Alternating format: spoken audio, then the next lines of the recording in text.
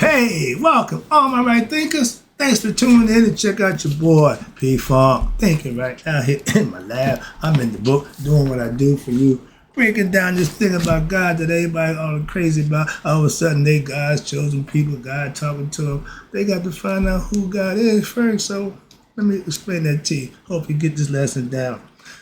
Make yourself the object of intense study and you will discover God. Let's go. Writism, 25 rules of their body. Storytelling, story with a message. There's a message in my stories for life. I give you life lessons. You tune in and receive them. I appreciate you. We got a good thing going. Let's do what we do. Right thinking mission, and I'm on it, is to enlighten, inspire, educate, and motivate you, the individual, to a higher spiritual level of enlightenment. Right thinking way of life through mental and spiritual discipline. Practice daily will help and guide you to obtain your goal of reaching spiritual enlightenment, aka know thyself. My mission that all right thinkers know thyself. If you're a right thinker, your goal is to know thyself. You see where we're going with this? Let's get there together. So I asked the question, do you know you? Never mind God, know you, and you know God too. That's the question I asked you. And it's rhetorical, but if you know how to answer for yourself, tune in. I got you. A person who knows not and knows not that they know not is foolish. Disregard them. A person who knows not and knows that they know not is simple, but you can teach them. That's why I do what I do for you. Appreciate you too. Stay tuned. I got more for you. A person who knows not and believe and think that they know is dangerous, avoid them. I do. A person who knows and knows not that they know is spiritually asleep. I can awaken them. I'm your spiritual alarm clock here to wake you up with knowledge of self. That's what I do for you. A person who knows and knows that they know is wise. Follow them. All these persons reside in you. Right thinkers, know thyself. And two, Mayat, be true. Oh, I'm teaching now. I'm in the book and I'm about to hit you with some good information right now. Right thinkers, let's talk about, find out who is God. Okay, I'm breaking it down for you. Make yourself the object of intense daily study and you will, like I did, discover God too for yourself. All that other nonsense, don't pay attention to that. So let's go. Know that there is one God who we already know manifests in many ways. The netters, the cosmic forces we call nature, are within us also, and in all that is seen and unseen. As the children of God, we have their powers. Luke, use the force. Right thinkers, think right. Know that the same power that's in the cosmos is also in man. Therefore, as we learn about the cosmos, we learn about ourselves, true. The more we learn about others, and the more we can learn about, again, ourselves. That's a fact from our ancient Egyptian proverb, okay? In life, what's the reason for living? Why am I here? Well, okay, answer that question right quick. Ain't got nothing to do with God. Everything got to do with you. A covenant experience at the end of a well-lived physical life here on earth will be completed by what? Rejoining with the absolute universal body. That's your spirit going back to the maker. I don't care how religiously you put it, could care less what you call it. This is a fact from an ancient concept, the original concept of God. God created man so that man can create God, but we created God in our image. That's not the right way. Why? God is not physical. He's spirit and consciousness. He's inside of the physical body represented by the spirit, and we have consciousness to recognize that and know thyself. Whatever religious concept you got, I don't care. Moving on. Again, when this life is over, the physical body is going to die. The spirit wants to what? Go back to the original body, God, the Neteru, supreme being. To what? Continue our spiritual journey through what? Eternity. There is no time. Once you go back to the spirit, immortality is forever. Simple as that. If you got a problem with that, okay, no problem with me. I'm just telling you concept and philosophy that I practice. That's all. And our ancients practice the same way. I didn't make it up. I didn't create it. I didn't just know it. I'm practicing and mastering like they did. In chapter 17, from the book of Coming Forth by Day, back in 5,500 BCE, it is explained, 5,000 years ago, this is explained that all gods, aka netters, including Asar, who we consider to be the first man from spirit to matter, Asar, and Haru, which is his son, the offspring, the resurrected him. So hence, that's the spirit, that's the me and you. And the great God inside we call the common folk. That means everybody, not just the righteous, not just the rich. No, everybody, commoners, are really one God. We call them Ra. Okay? Further, it states that they are benefited, who do achieve, you ready? Communion with Asar, aka we call it the great God, where inside oneself through what? Meditation, righteous and virtuous living, while what? On earth. Sorry, I get excited. Because that's what I'm doing, and it's working like a charm for me. So it worked for thousands of years for them. It worked for me. I ain't got but 30 years in this damn thing. I'm enjoying it. I'm loving it. Compared to what I'm saying, I could care less about that. Moving on. But we have Ra, or Ra Harati. That's Ra, spirit, with Haru. That's spirit, me and you. They are the name that was given to the nameless one. God in later Egyptian times, watch this, we call it dynastic period, it association with the sun disk gave a concrete visual, that thing in the sky, the eye, the all-seeing eye from the sky.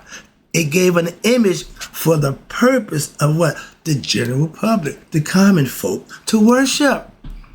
They knew that the sun wasn't God, but they knew without the sun, we have a problem. Excuse me. Yeah, sorry about that. They knew that the sun wasn't God, but they knew the sun was put there by who would they consider to be God, the Son of God. Get the concept, S-U-N, not S-O-N. This is all ancient philosophical concepts that we just misinterpreted, chopped up, and made up, and come up with a whole bunch of different concepts. But this is the original concept. I'm trying to get it to you. Let's go. Now, I'm going to show you a picture right here. When they started going from the symbol for God to anthropomorphizing him, this is the ram-headed God that's Amun. And if you know anything about the zodiac, he's the head of the zodiac. He started the zodiac off with Aries, the ram. That's him. In the brain, it's got a ram part of the brain. Whole bunch of stuff that all ties into the philosophical concepts that we had in ancient times. I'm trying to bring it to you, get them as I go best I could. But right here, I just showed you, that's called the primal androgyny. That's God. And watch this. The first sign for Netta was the flag. Okay? Let me show you this right here. See here? This is the hieroglyphic sign for God. Netter, one singular God, all encompassing. They changed it to this to anthropomorphize him and give him understanding and symbolism. Everything here is symbolical. Okay, I'll break that down in a minute. But then you got the netter one. Netters, meaning more than one. Amen, Ra, Ptah, three concepts. And then you got the sign for God. That says God, Ra.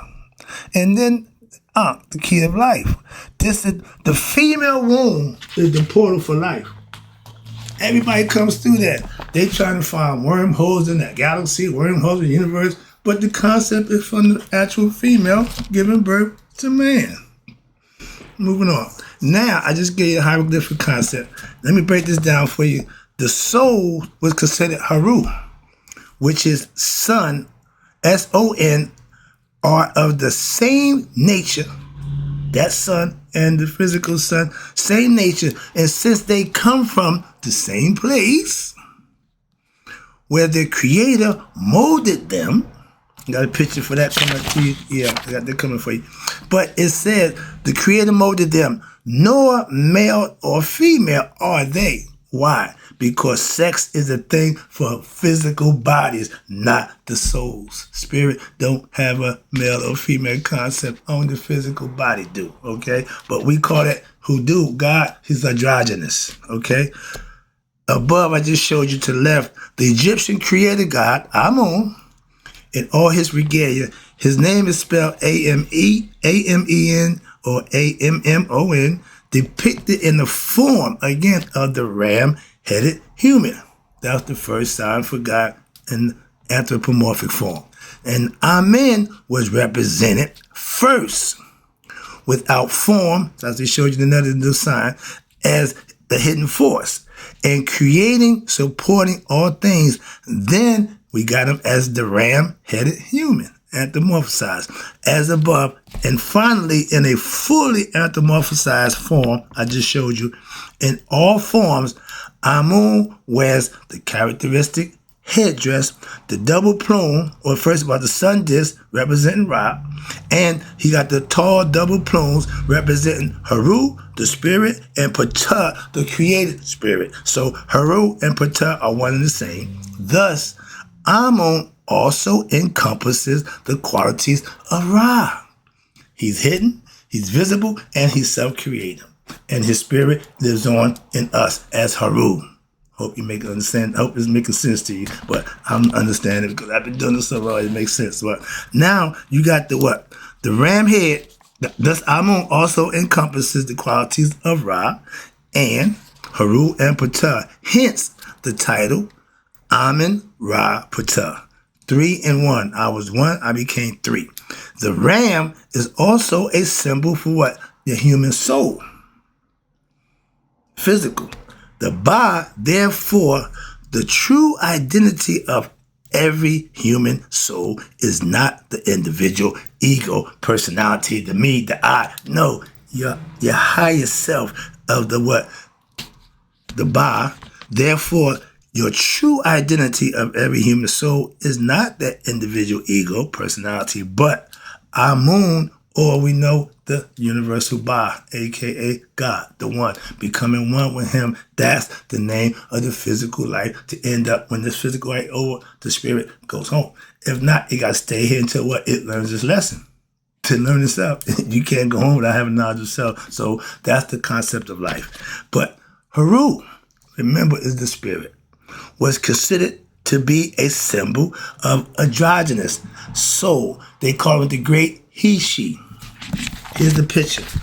As a Mason, okay, this comes into play. I've got this knowledge too. See this right here? That's the goddess, let's say, Adhanari,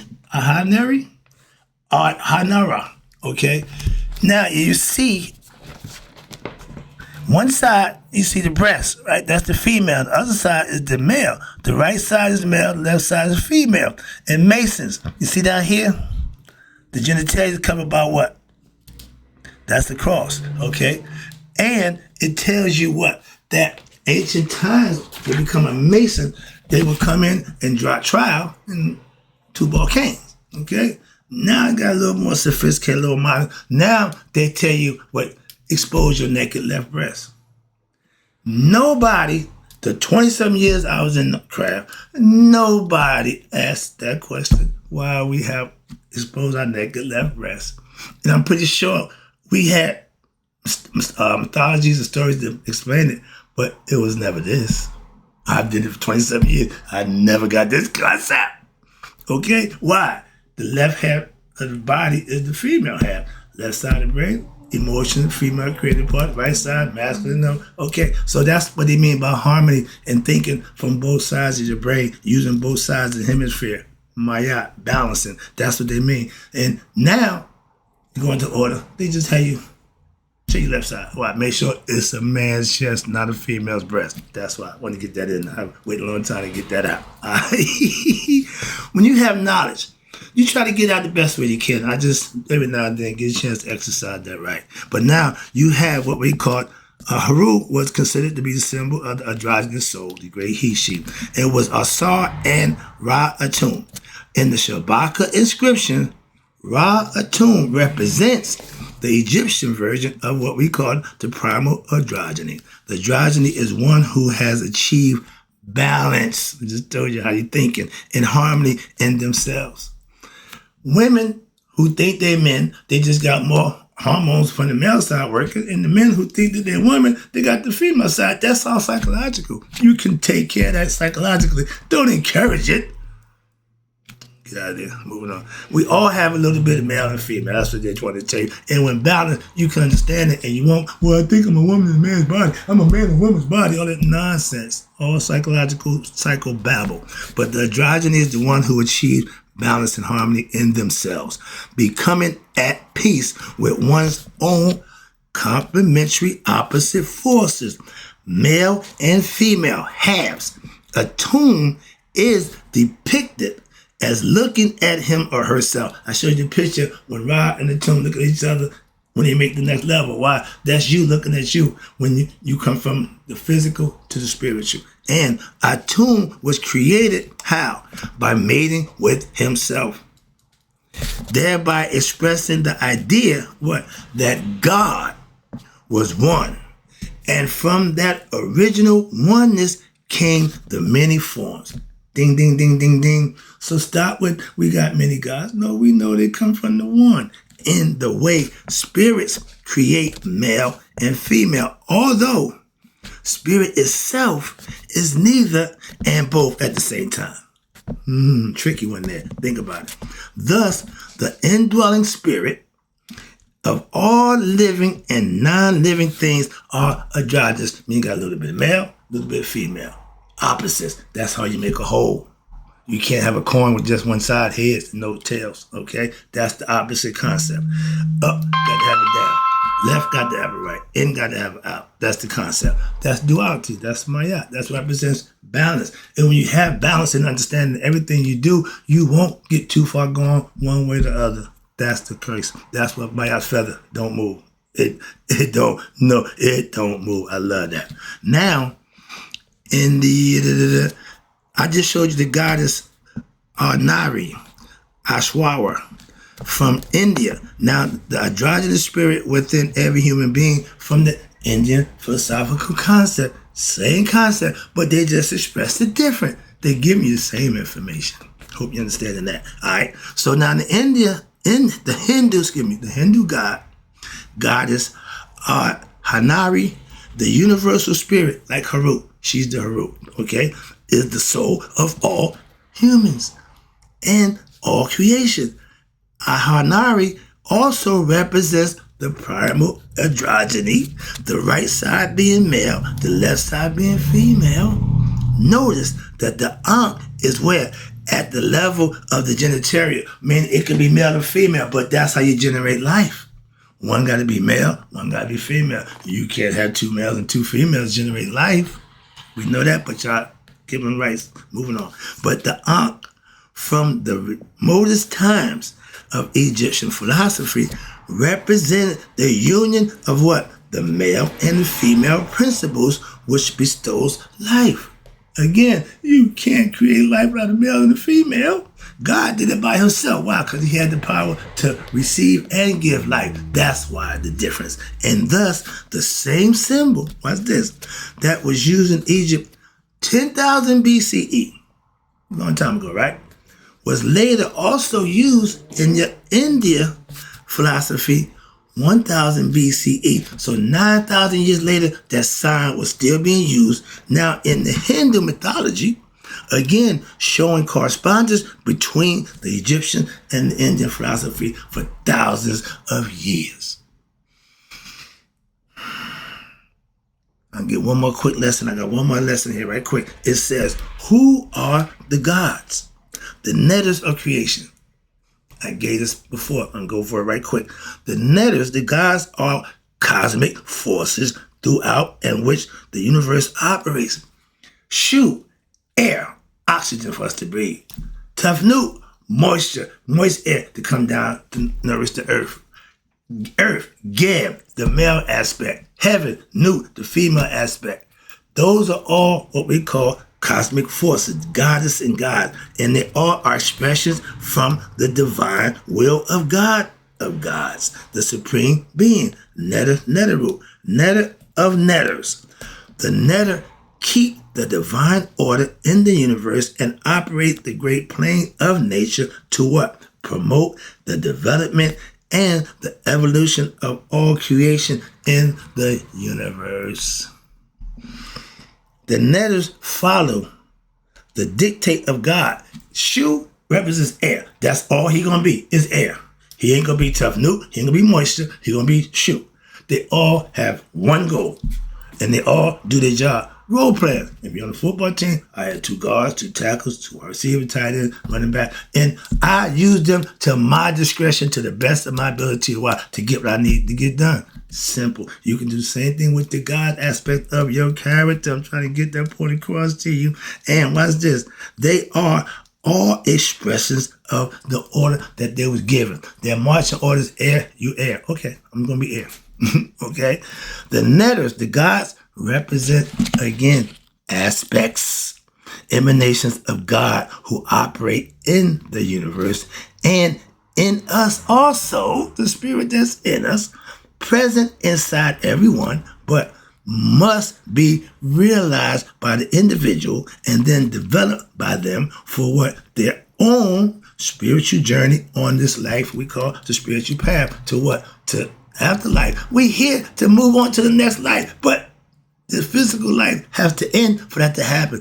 If you fear, your fear is death. You ain't enlightened. That's why. Moving on. Wrap it up now, right there. Now, in the Hindu mythology, as in the Commission concept mythology, there are ultimately what? Millions of gods.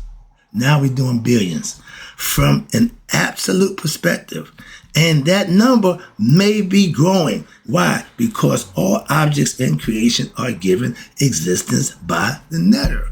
Therefore, all objects, including people, are netters. We are God and goddesses in the flesh, here to have the spiritual experience. We are spiritual beings here to have the human experience. To what? To get to the next level of what? Spirituality, internal immortality, what? Becoming one with God and living on forever with our consciousness that we have here on earth. That's the kicker right there. You're going to go into eternity knowing who you are for the rest of your life. I'll take that deal. I'm signed up. Sign me up. Yeah, I'm in. All right. So now, break it down right quick. The actions that's pleasing to the netters. When you living, doing right, you make them happy. And those which are in harmony with the universe, called being in sync, things just go good. When you're doing the right thing, life just seems to go real smooth. That's called synchronicity, harmony with nature. Those actions which are displeasing, here you go, to sneaky, deceitful people, y'all gonna get a visit from karma, are the ones which go what? Against nature's laws, violating the universal concept, and its unpleasant consequences are derived from the actions against one karmic order. That's when karma comes and gives you just what you deserve. Why? If you didn't do what's right, you're going to get what you deserve. The goal of life is to consciously become conscious into harmony with what? With God, with your cosmic order, by what? Regaining one's true identity or remembering who you really are. The netter may be categorized into 3 groups. I'm going to stop there. I'll start the next lesson. Going to be with the 3 groups for the netters. But for right now, right thinkers, I'm going to wrap it up. No, I'm not going to. I got to get some more. There's 3 groups. One is the metaphysical netters. The second one is the cosmic netters. And the third is the natural netters order. Let's talk about the metaphysical right quick. Metaphysical netters represents the principles of the universe. Again, the force. They are Ra, fire, the sun, Amun, the hidden spirit and everything, and Ptah, the created one. That's us. And that's the true Trinity, as also known as the Nabercha, the all-encompassing, the absolute, the all, that's God. And everything is Amun, Ra, Ptah, hidden, exposed, and created. 3 in 1. Okay? These are a direct creation from the netter of netters, the supreme being, God himself. Neteru, that means they're the neteru of God. They are responsible for the direction and the management of creation at every moment, previously discussed in the chapter on the Egyptian physics. I didn't go to that. That's a lot of fluff. I didn't take to that one, but they had a little called mental energy, all that good stuff. But again, fluff. All right. But this is the cosmic netters. Number 2, the cosmic netters are what they call seasonal. They are variable in relations to what the requirements of the metaphysical netters. They obey the laws of life in general. Examples. Cosmic netters are, I just told you, Shu, air, Geb, earth, Nut, heaven, Asar, the spirit made matter. First one, the spirit that's in man was in Asar. You got Set, your ego. You got Aset, the intuitive nature, knowledge, wisdom. And Neftet, mortality, your understanding that this physical body will die. That's what Neftet represents. And the last one, the natural netters.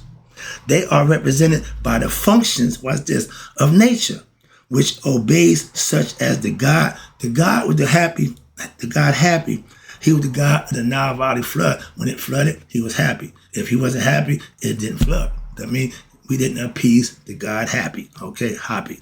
And you got our pet for digestion, which is the serpent that moves through you. The digestive system works on that concept also. Those are the 3 concepts. That the Neteru, which is supreme being through the Amun Ra Pata, first created air. That's Shu. Why? He know that we need to be able to breathe air. So he's conscious of that. And then he brought in Tafnut, which is the principle of humidity, moist air, water. Next, Shu and Tafnut get together and they beget Geb, which represents the earth, and Nut, she represents heaven, the sky. Nut arched her back over Geb, and they begot Asar. The first 5 with the sun, air, moisture, earth, and heaven. Number 6, ding, ding, ding, that's us.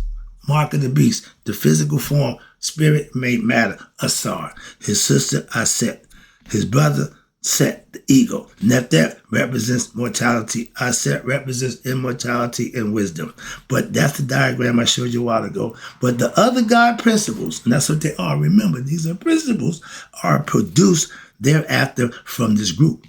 All male gods are aspect of a particular manifestation of the Supreme Being in the male perspective, the giver. All female goddesses are manifestations of the Supreme Being in the female aspect, the receiver. The male cannot exist without the female. That says it all right there. And vice versa.